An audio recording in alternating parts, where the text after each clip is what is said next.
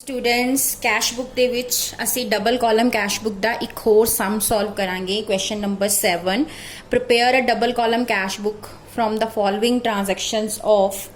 Manohar Singh 2018 October 1 to balance brought down ਤੁਹਾਨੂੰ cash ਇਨ hand ਔਰ cash at bank the balance दिता होया आ cash हैगा 18,000 कैश के कॉलम च बैंक हैगा 1,10,000 बैंक के कॉलम च उस तो बाद next October 5 discount bill of exchange at 1% through bank so October 5 नू टू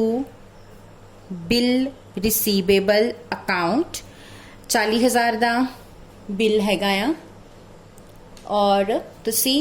1% ਜਿਹੜਾ ਹੈਗਾ ਆ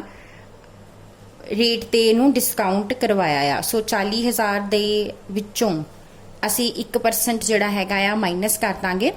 40,000 ਦਾ 1% ਤੁਹਾਡਾ ਕਿੰਨਾ ਬਣ ਜਾਏਗਾ 400 ਬਣ ਜਾਏਗਾ 40,000 ਚੋਂ 400 ਮਾਈਨਸ ਕਰਕੇ ਬੈਂਕ ਦੇ ਕਾਲਮ 'ਚ 39,600 ਦੇ ਨਾਲ ਅਮਾਉਂਟ ਪਾ ਦਿਓ ਉਸ ਤੋਂ ਬਾਅਦ ਅਕਤੂਬਰ 7 ਨੂੰ bought goods by cheque so credit side ते अक्टूबर 7 बाय परचेज अकाउंट और बैंक दे कॉलम दे विच लिखांगे 70,000 ਦੀਆਂ गुड्स बाय कीतियां then October 8 bought goods for cash again by purchase account हुन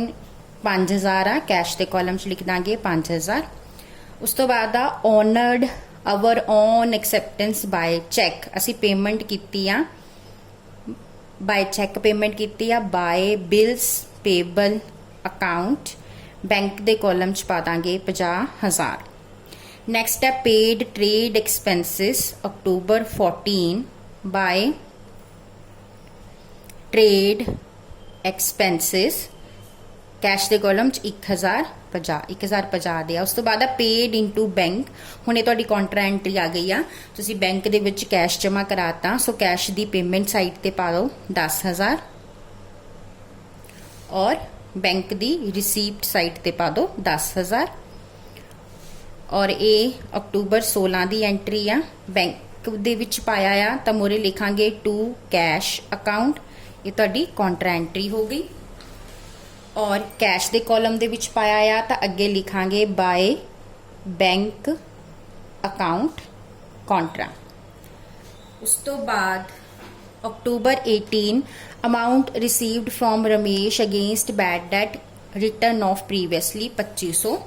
हुण तुसी रिसीव किया सो अक्टूबर 18 नू लिख दो टू बैड डेट रिकवर्ड ये अमाउंट जड़ा तुसी पाना कैश के कॉलम च पा देना 2500 उस तो बाद received cash from Raj October 19 to Raj cash के कॉलम च 4,000 नैक्सट आ विड्रॉ फ्रॉम बैंक हुण अगेन कॉन्ट्रा एंट्री आ हुण कैश असी विड्रॉ किया कैश की रिसीप्ट साइड पा दो 4,000 और बैंक की क्रेडिट साइड पा दो 4,000 हुण इहदे अगे लिखांगे बैंक दे विच पाया तो लिखांगे बाय कैश अकाउंट और ये अक्टूबर 23 दी एंट्री आ कॉन्ट्रा और इत्थे तुसी कैश च पाया इहदे मोरे लिखांगे टू बैंक अकाउंट कॉन्ट्रा अक्टूबर 23 उस तो बाद अक्टूबर 23 नू अगेन ज्ञान नू पेमेंट की गई आ सो पेमेंट साइड ते शो करो अक्टूबर 23 बाय ज्ञान अकाउंट अमाउंट हैगा तुहाडा 3,000 दा कैश के कॉलम च पा दो उस तो बाद received ₹20,000 for a bill of exchange from Hari and deposit the same into bank असी बैंक दे विच जमा करा दिता अक्टूबर 24 टू BR अकाउंट और 20,000 रुपया बैंक दे विच पा दो। नैक्सट असी की करना आ, नैक्सट एंट्री देखो, withdraw from bank for private expenses. असी प्राइवेट एक्सपेंसिस लई मनी जिहड़ी हैगी आ विड्रॉ कीती आ। सो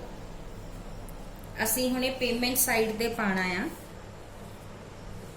और ये कितना अमाउंट हैगा आ, ये हैगा 3,000 रुपया अक्टूबर 25 बाय ड्रॉइंग्स, और ये बैंक दे विचों मनी विड्रॉ की गई आ। सो बैंक दे कॉलम च पाना 3,000। नैक्सट आ sold goods for cash October 27 to sale account 2,000 cash दे कॉलम च। नैक्सट आ received cheque for goods sold October 28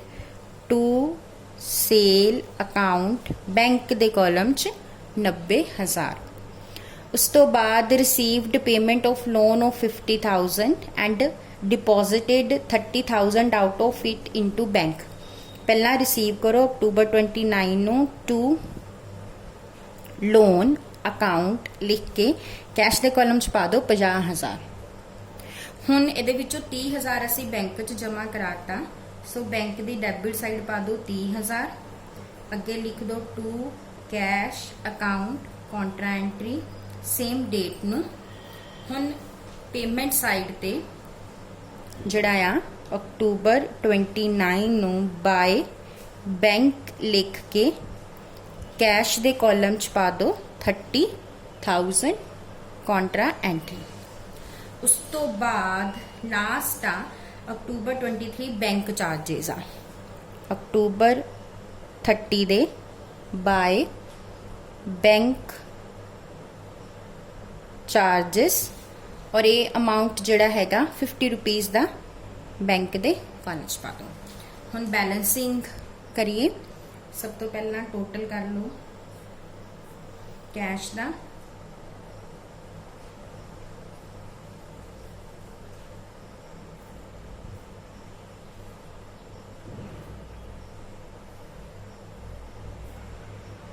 $80,500 total बनया।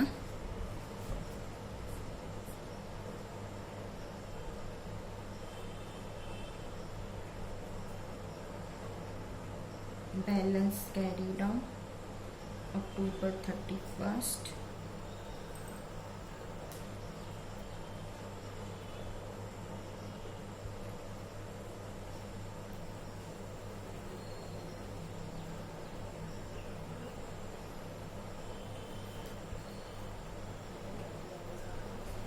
₹31,450 जिहड़ा तुहाडा बैलेंस निकल आया। हुण चैक बैंक वाले कॉलम दा